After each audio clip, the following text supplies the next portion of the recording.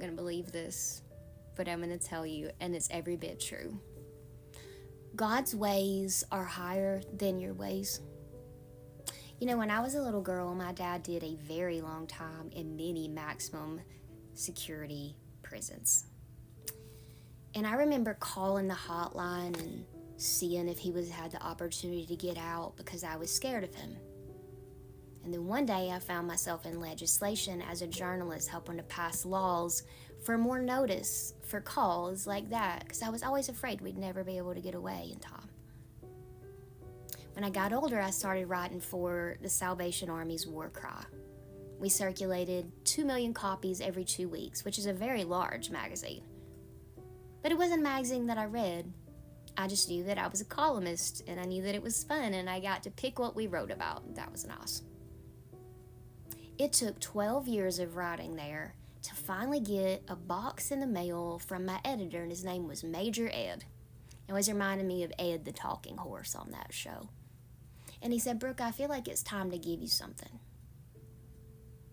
Trust me."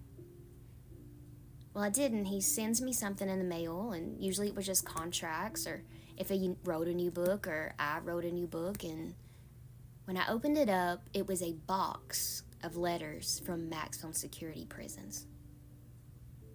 And when I opened it up, I remember that he checked on me, and he texted me, and he said, "Brooke, listen." He was like, "I wouldn't be sending you this if I didn't think that you were ready." He said, "Did you not know all these years that we circulated in every prison?" Nope, didn't know that, Ed. I didn't. And as I sat there and I read these letters, I remember I was a little triggered because I saw the inmate numbers, and I remember seeing my father's ID. I can still tell it to you to this day.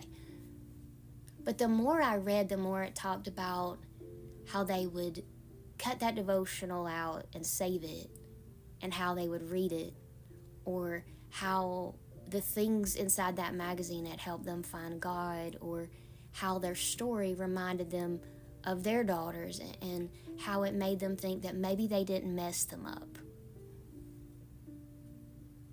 Different reaction than I thought I would have. Years later, I started going into maximum security prisons and preaching. I started going into spaces. I started preferring working with people like this.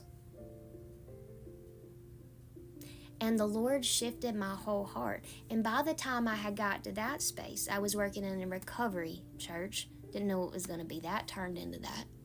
And not only was I getting to serve the children who felt the way that I used to feel, but I was working with the families, so I understood the way that the parents felt, and I could see that they felt bad for what they'd put their children through, that they were trying to do better. And I could also see the pain on the children, but the pride when the families tried to do better. It was like a full circle space. And today, at the age of 40, I look back, and if you were to ask me if I wanted to go into the most polished space, where every name was like spotless, or if I wanted to go into the spaces where I had to pass through about 3 different metal detectors, I would choose the latter. So maybe your story feels like God is punishing you.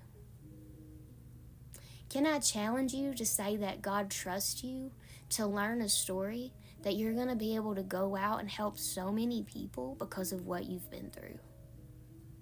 Not because he wanted to hurt you, not because he caused it, but because there was something within you that needed just enough crushing for that oil to get out so that you could help millions of people and not just yourself.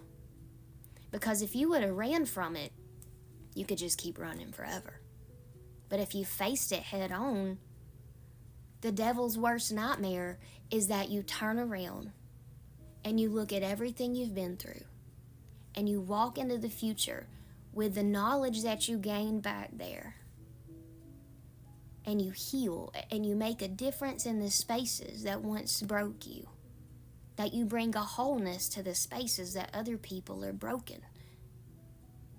And I believe that if you're seeing this, your portion is joy and your portion is wholeness, but maybe back there you had to go through a lot.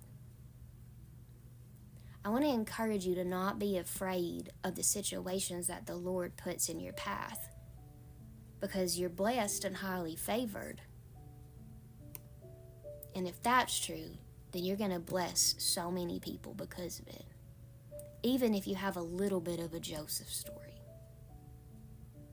God is going to use your deepest pain to be somebody's biggest blessing. And along the way, somewhere in there, you're going to find that you're blessed by going back and healing the spaces that sought to tear you apart. And I hope that that finds you exactly where you are today. Stop being afraid of what the Lord asks you to do and just walk out in faith. Because when you do, the mountains are going to move. And when you do, the devil's going to get out of your ear when you finally do it. So don't be afraid. Walk into everything, because fear is not your portion. To change things is. And I truly believe that God takes the Jaels and the Deborahs and the people that had to fight for their life, and he uses them to come out swinging, but not in their own strength. To come out swinging, and people think that you're going to be all kinds of angry about it. But instead, somehow the tragedy become beautiful. And that makes other people think that their tragedy could become beautiful too. You're a lover, not a fighter, even though you've been a fighter your whole life. Because now the Lord fights your battles. And you know that. So you can go into all of this boldly, knowing that he has your back every step of the way. Even if at first it's a little scary.